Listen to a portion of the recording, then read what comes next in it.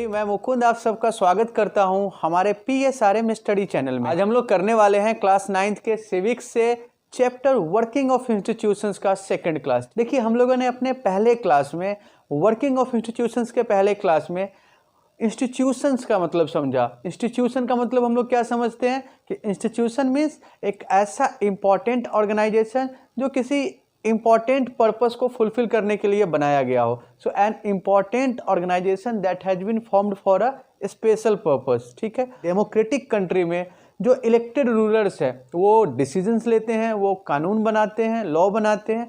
उस लॉ को इम्प्लीमेंट करने के लिए, उस लॉ को सक्सेसफुली एग्जीक्यूट करने के लिए बहुत सारे ऑर्गेनाइजेशन है, बहुत सारे इंस्टीट्यूशंस हैं जो मिल के काम करते हैं। ठीक है ना। आज हम लोग करने वाले हैं वर्किंग ऑफ इंस्टीट्यूशंस में पार्लियामेंट। आज की क्लास में हम लोग पार्लियामेंट के बारे में समझेंगे। पार्लियामेंट का क्या इंपॉर्टेंस है, पार्लियामेंट के कौन कौन हाउस है, पार्लियामेंट के हाउस का मतलब क्या है, कितने हाउस है पार्लियामेंट के। ठीक है, तो सबसे पहले ना हम लोग आज बात करते हैं इस वर्ड पार्लियामेंट की। देखिए, ये जो वर्ड है पार्लियामेंट, ये डिराइव है एक फ्रेंच वर्ड पार्लर से। फ्रेंच वर्ड है पार्लर, एक फ्रेंच वर्ड है पार्लर। पार्लर कहने का मतलब होता है कहना, स्टेट। ठीक है ना, to say, to state something.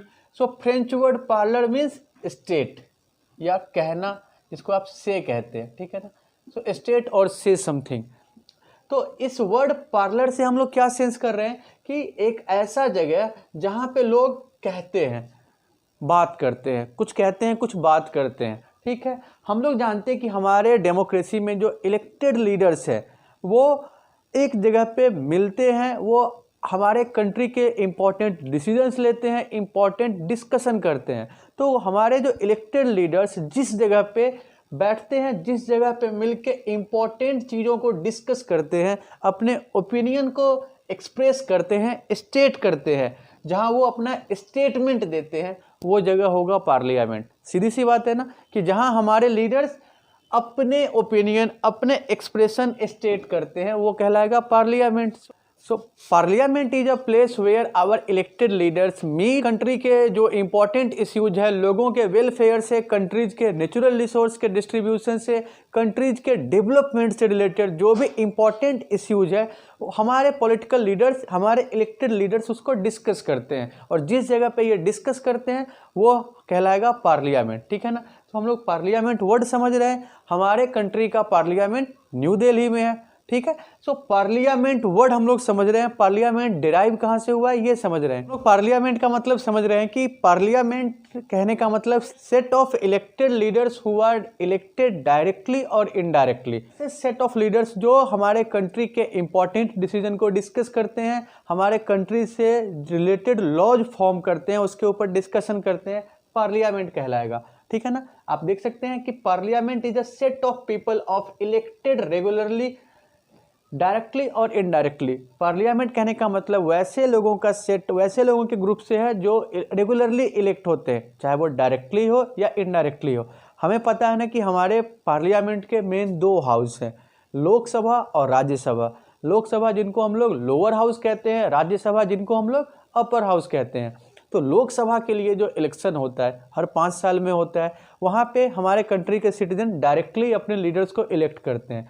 जबकि अपर हाउस या राज्यसभा की बात करते हैं तो वहाँ पे हम लोग डायरेक्टली वोट नहीं करते हैं, तो वहाँ के जो मेंबर होते हैं अपर हाउस के, वो इनडायरेक्टली इलेक्ट होते हैं। लेकिन पार्लियामेंट के आप ये दो हाउस या दो सेक्शन कहिए, लोकसभा और राज्यसभा, तो वहाँ जो मेंबर है उनके सेट को, उनके ग्रुप को हम कलेक्टिवली क्या कहते हैं, पार्लियामेंट कहते हैं। So parliament is a set of people elected regularly by people directly और इनडायरेक्टली। ठीक है, यहाँ हमारे कंट्री से रिलेटेड सभी इंपॉर्टेंट इश्यूज डिस्कस किए जाते हैं। So all decision of government is discussed in the parliament.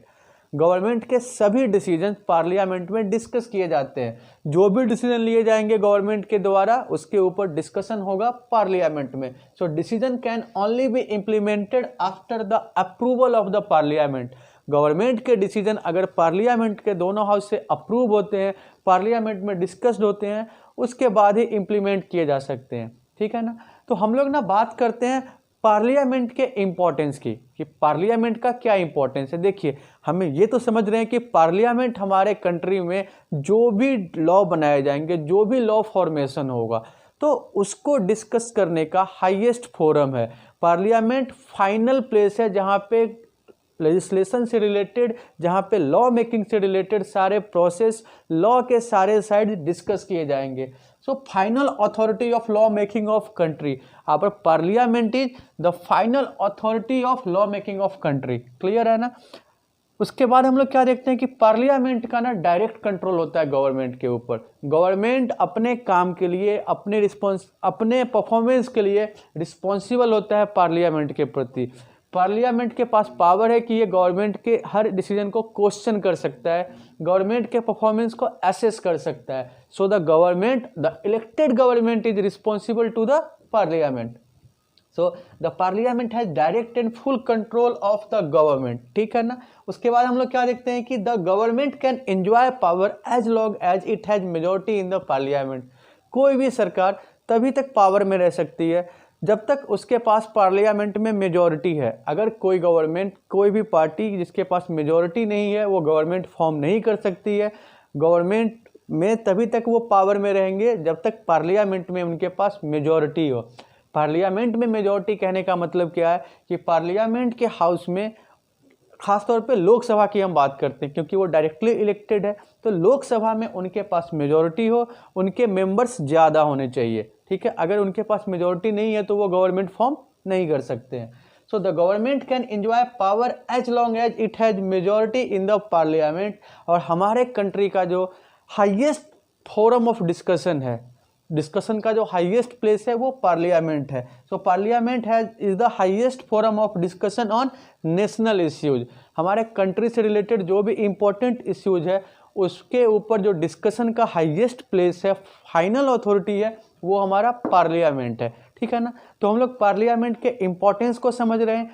हमारे डेमोक्रेसी का मतलब क्या है कि जो भी इलेक्टेड गवर्नमेंट के लिए लोगों की भलाई से जुड़े कानून लाए, वो जो भी कानून बनाते हैं उससे लोगों का भला होना चाहिए। अब देखिए, जरूरी तो नहीं कि जिनको लोगों ने इलेक्ट किया वो काफ़ी प्रभावशाली होंगे, उनके डिसीजन सही होंगे। और डेमोक्रेसी में हम क्या एक्सपेक्ट करते हैं कि जो डिसीजंस हैं उनसे लोगों की भलाई होनी चाहिए। तो पार्लियामेंट एक ऐसी जगह है कि गवर्नमेंट के डिसीजन को वहाँ पे डिस्कस किया जाता है। डिसीजंस के जो भी प्रॉस एंड कॉन्स है, जो भी उसके प्लस और माइनस पॉइंट्स है, उसको डिस्कस किया जाता है। अगर गवर्नमेंट के डिसीजन में कोई कमी है तो डिस्कशन के बाद उस कमी को दूर किया जा सकता है। सो पार्लियामेंट किसी भी हमारे कंट्री के या किसी भी कंट्री का जो भी पार्लियामेंट है, तो कंट्री के डेमोक्रेसी के सक्सेस में पार्लियामेंट का इम्पॉर्टेंट रोल है। पार्लियामेंट गवर्नमेंट को आंसरेबल बनाता है, रिस्पॉन्सिबल बनाता है। तो पार्लियामेंट के इम्पोर्टेंस के बाद ना हम लोग अब देखते हुए चलते हैं कि पार्लियामेंट के हाउसेज और हाउसेज ऑफ पार्लियामेंट। देखिए, हमारे पार्लियामेंट के दो हाउस है। हमारा जो पार्लियामेंट्री सिस्टम है ना, इसको हम लोग बोलते हैं bicameral parliament. Bicameral parliament means parliament के दो हाउस का होना। देखिए, हमारे कॉन्स्टिट्यूशन में जो पार्लियामेंट का आइडिया है, तो ये हम लोगों ने 8th क्लास में भी पढ़ा था कि the idea of having a parliament is taken from the constitution of Britain. British constitution से पार्लियामेंट का आइडिया लिया गया है। ठीक है। ब्रिटिश कॉन्स्टिट्यूशन से ही बाइकैमरल पार्लियामेंट का आइडिया लिया गया है। बाइकैमरल पार्लियामेंट और द्विसदनीय संसद, दो सदन वाले संसद। ठीक है। सदन मीन्स हाउस। सो हमारे पार्लियामेंट के दो सदन हैं, दो हाउस है। कौन कौन से हैं हम लोग देखते हैं।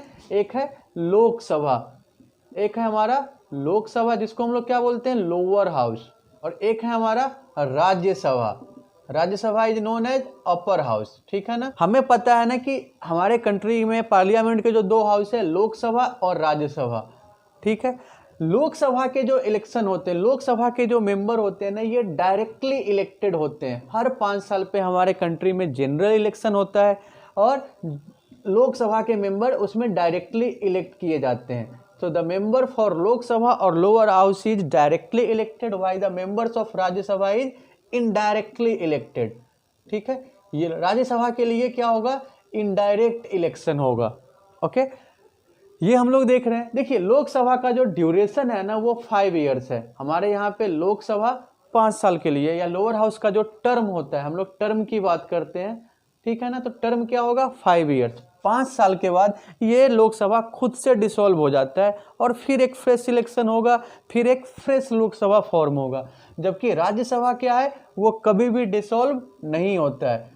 राज्यसभा और lower upper house never dissolve. यहाँ पे क्या होता है, जो इसके मेंबर्स होते हैं ना, 1/3 मेंबर हर 2 साल पे रिटायर होते हैं और फिर नए मेंबर आते हैं। तो वो क्या है, राज्यसभा का जो मेंबरशिप है, राज्यसभा जो है वो कंटिन्यू करता रहता है, ठीक है ना।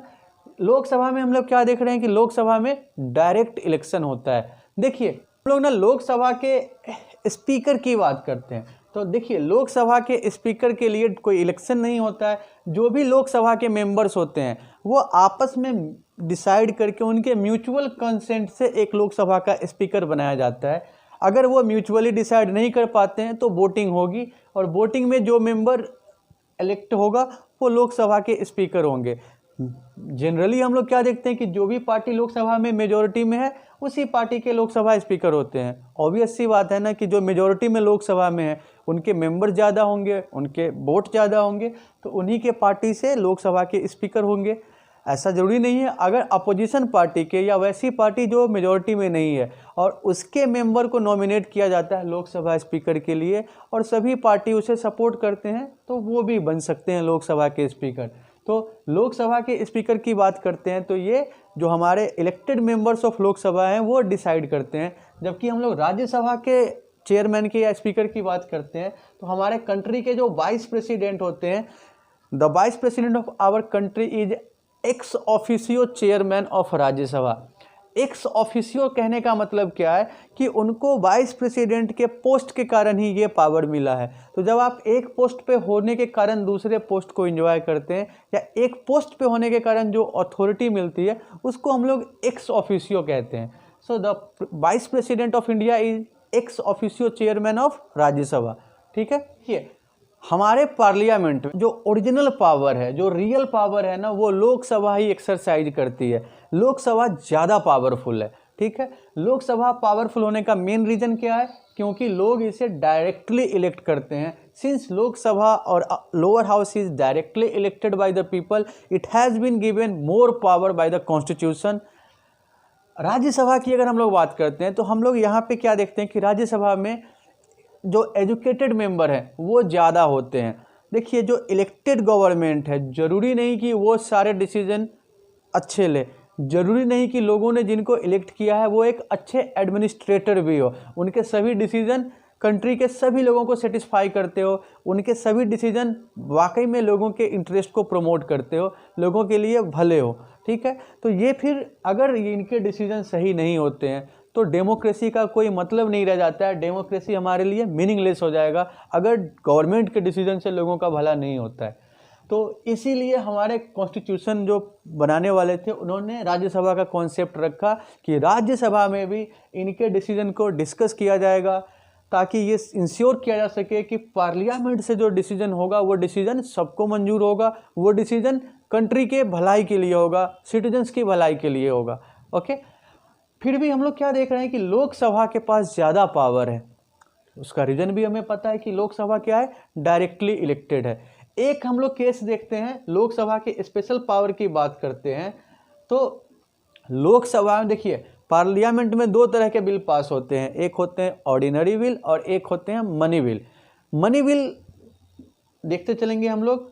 मनी बिल हमारे कॉन्स्टिट्यूशन के आर्टिकल 110 में मनी बिल के बारे में बताया गया है। मनी बिल वैसे बिल हैं जो हमारे कंट्री के इनकम, हमारे कंट्री के एक्सपेंडिचर, टैक्सेस से रिलेटेड है। हमारे कंट्री के इनकम और एक्सपेंडिचर से रिलेटेड, टैक्सेशन से रिलेटेड, ब्लैक मनी के प्रिवेंशन से रिलेटेड जो पॉलिसीज हैं, जो बिल हैं वो कहलाएंगे मनी बिल। उसके अलावा और जो भी बिल हैं वो कहलाएंगे ऑर्डिनरी बिल। तो हम क्या देखते हैं कि लोकसभा को मनी बिल के बारे में एक्सक्लूसिव पावर दिया गया है। Lok Sabha has the exclusive power over money bill. देखिए अगर कोई बिल मनी बिल है, ठीक है, सबसे पहले एक चीज़ और देखते चलते हैं कि कोई भी बिल मनी बिल है या ऑर्डिनरी बिल है, इसको कौन डिसाइड करेंगे। याद रखिएगा ये इंपॉर्टेंट चीज़ है कि whether a bill is money bill और ordinary bill, this is judged by the speaker of the Lok Sabha. The Speaker of the Lok Sabha has the exclusive power of deciding whether a bill is money bill or ordinary bill. कोई भी bill money bill है या ordinary bill है, ये decide करने का power Lok Sabha के speaker के पास है, ठीक है ना। मनी बिल के मामले में सारा पावर लोकसभा के पास होता है। लोकसभा राज्यसभा में मनी बिल को सेंड कर सकती है, राज्यसभा मनी बिल को मैक्सिमम 14 डेज के लिए डिले कर सकती है। राज्यसभा अगर मनी बिल में कोई कमी है तो राज्यसभा सजेस्ट कर सकती है लोकसभा को चेंज करने के लिए, लेकिन राज्यसभा फोर्स नहीं कर सकती है। बात समझ में आ रही है। Rajya Sabha can not force Lok Sabha to change any provision of money bill. Why? Because the Lok Sabha is directly elected, Lok Sabha is directly responsible before the people, Lok Sabha has direct responsibility, that's why it enjoys more power over money bills. Lok Sabha जवाबदेह है। जवाबदेही किसकी होगी? लोकसभा की होगी। लोगों ने directly किसको चुना है? लोकसभा को चुना है। तो इसलिए मनी बिल से रिलेटेड जो भी डिसीजन होंगे, जो भी पावर होंगे, वो डायरेक्टली किसको दिया गया है? वो डायरेक्टली दिया गया है लोकसभा को। So Lok Sabha has the exclusive power over money bill. आज की क्लास में हम लोगों ने पार्लियामेंट के मीनिंग को समझा, हम लोगों ने पार्लियामेंट के इम्पोर्टेंस को समझा, हम लोगों ने पार्लियामेंट के दोनों हाउस के बारे में समझा, और हम लोगों ने समझा कि किस तरीके से लोकसभा के पास ज़्यादा पावर है राज्यसभा के कंपैरिजन में, how lower house enjoys more power. काफ़ी छोटा क्लास था आज का, और मैं उम्मीद करता हूँ कि आज के जो ये टॉपिक है वो आप काफ़ी अच्छे से समझ गए होंगे। अगर फिर भी कोई प्रॉब्लम होती है तो आप प्लीज़ कमेंट बॉक्स में अपने क्वेश्चन और सजेशन शेयर कर सकते हैं, और अगर आपको ये वीडियो पसंद आया तो आप प्लीज़ हमारे चैनल को लाइक और सब्सक्राइब करेंगे। Thank you.